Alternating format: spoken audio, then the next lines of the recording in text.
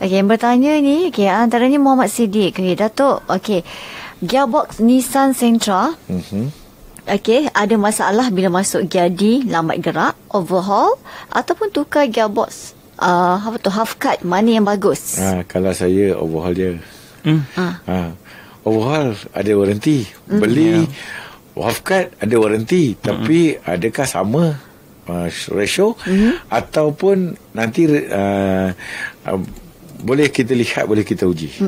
Jadi beli yang terpakai, ada masa memang bagus, ada masa tak selamat.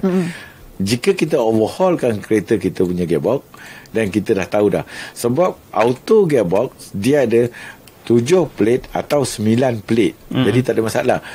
Pressure plate, clutch plate, pressure plate, clutch plate, pressure plate, clutch plate, pressure plate, clutch plate. Tu 9-11 atau 7-11 atau 11-14. Jadi 11-15. Jadi ini akan berikan impact kepada pemandu jika overhaul. Jadi bila tak ada power, boleh patah balik. Yang menyebabkannya nak overhaul ni, dia tak sebut kenapa. Yang pertama, dia dah melebihi daripada 200,000 atau dia ada mengalami kebocoran minyak. Dan yang ketiga, dia bau hangit.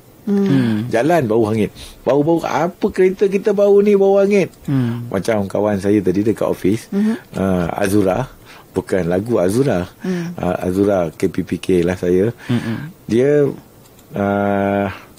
kereta dia bau hangit. Gearbox boleh jadi.